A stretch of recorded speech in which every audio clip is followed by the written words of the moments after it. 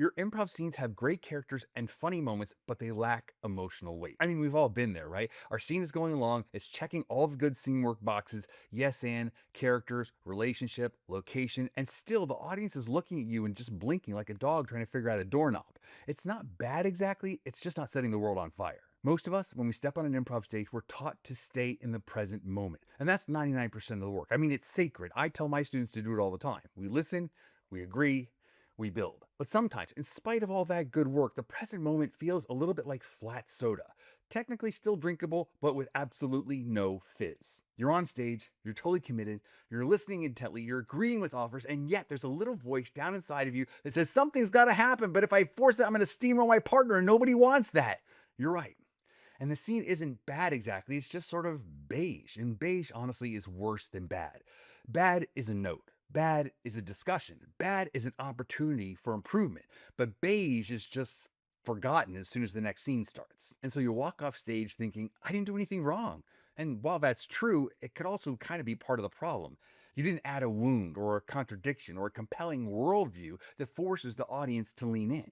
Without that, we relax into apathy. But with that, our brain leans in and starts trying to work out the puzzle. That little fragment of history or whisper of philosophy is like a little pebble on an otherwise smooth road that makes us sit up and take notice.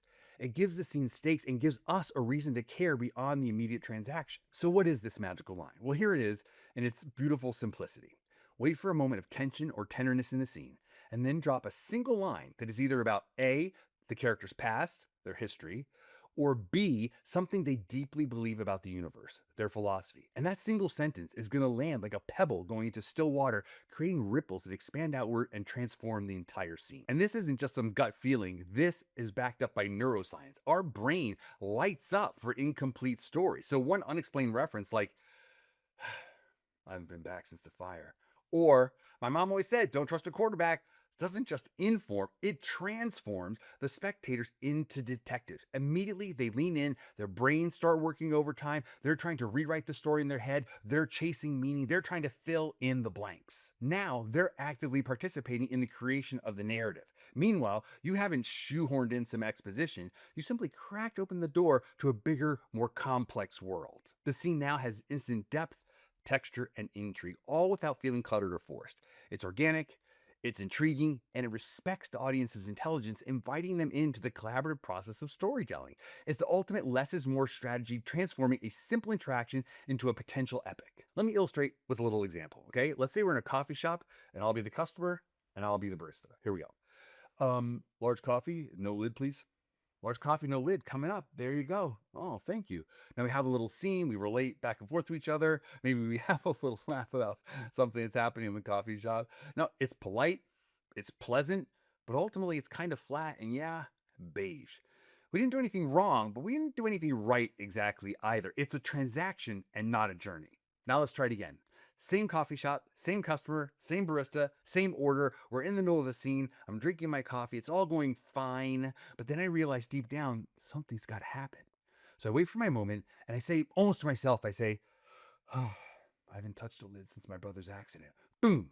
Suddenly the scene transforms. This innocent coffee cup is now radioactive. It is loaded with history and trauma and a hidden narrative. The lid, which just moments ago, which is a simple piece of plastic, is now a powerful metaphor for protection, for fear, for control, and one line did all that. It opened up a universe of possibilities and took a simple transaction and made it into a deeply human moment. Let's pivot with another example. This one about philosophy. Same coffee shop, same customer, same barista, same order. We're in the scene. He offers me a lid, and I just turn to him and I say, hey, lids are just safety devices for people too soft to handle their coffee.